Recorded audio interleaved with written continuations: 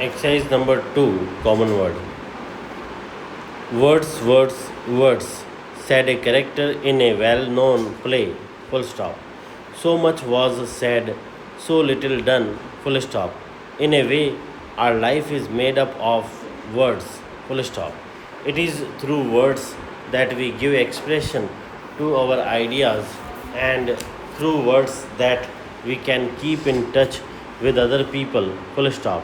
We may write the words for others to read, or we may speak the words for others to hear. But in either case, it is through words that we have been able to pass on to others the thoughts that are in our minds. Full stop. Para.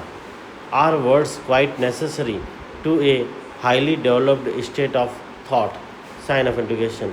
Are they necessary for the development of man to a state of increased knowledge and comfort? Sign of interrogation. Can we indeed think without words? Sign of interrogation. Much has been said and written on this last point, and some writers are quick to point out that we can think in pictures without the use of words. Full stop. Others believe that our thoughts are dependent upon words, that we do not think of the thing itself, but of the words representing the thing. Full stop. Certainly, if we stop at any moment and ask, what was I thinking of then? Sign of interrogation. We find that we have been using words in our thoughts. Full stop. Para. The use of words is one great difference that sets man apart from other animals. Full stop. It is true that most living things seem to use sounds of some sort in their life with one another, but they do not use language as man does. Full stop.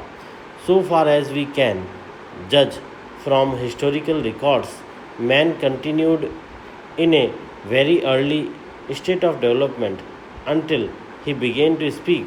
Full stop. With the use of words, he developed more quickly, and when he learned to write down the words, his development increased at a very great rate. Full stop. The written word seems necessary for the wide development of a people. Full stop. With the written words, ideas can be passed on quickly, and knowledge won by experience and hard work can be passed on to others who can then use the knowledge for their own purposes. Full stop. At first, the written would written word could be used only by a few, and it was carefully and beautifully written by hand, and one copy only existed of each piece of writing. Full stop. Now, however, thousands of copies of a book can be turned out in a very short time, and the thoughts and ideas of one man can be read by millions. Full stop. This has its dangers, of course, as well as its advantages, for it may happen, and we have seen it happen, that a person with a powerful use of words can influence millions of people in the direction he desires. Full stop. For words are powerful things. People are moved to action by words. They are moved to action by the ideas expressed in words. Full stop. We know that in political life, the man who is most successful is generally the man with the power to speak well, to use words in a way that influences people to believe what he says. Full stop.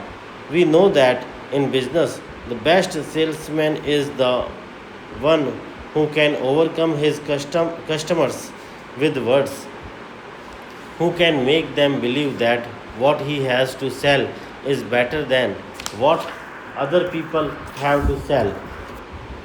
Full stop. The successful writer is not always the one who tells the best story, but the one who can best use words to express his ideas and the feelings of his characters. Full stop. Para. Nor are shorthand writers any less dependent upon words. Full stop.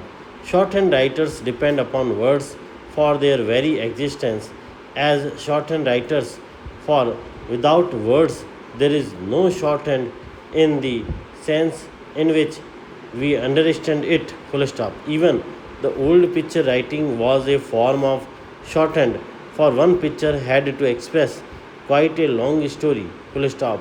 The modern shorthand writer is like the successful story writer, the successful salesman, the successful man in political life. He depends for his success upon his knowledge of words and the use he makes of his knowledge. Full stop.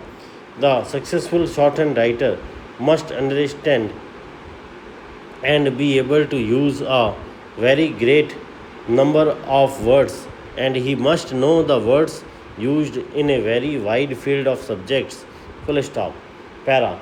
For the shorthand writer, life is indeed a matter of words, words, words. Sign of exclamation.